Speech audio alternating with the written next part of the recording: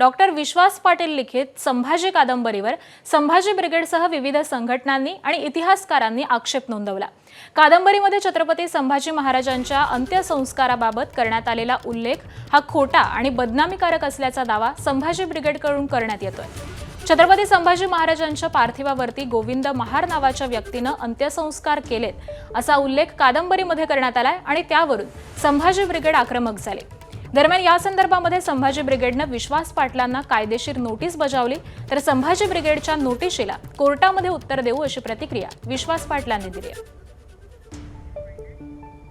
आता काय आहे या सगळ्या प्रश्नाचं उत्तर एक आहे, माझी पुस्तकं मी खूप मेहनतीनं लिहितो, संशोधन करतो, मी त्या कॅरेक्टरबरोबर जगतो म्हणून ते जिवंत होतात आणि म्हणून वाचक स्वीकारतात, म्हणून ज्यादा पुस्तकं खपतात। आणि मराठीमध्ये म्हण आहे की ज्या झाडाला फळं जास्त असतात त्यालाच लोक दगडं मारतात, मारू देत।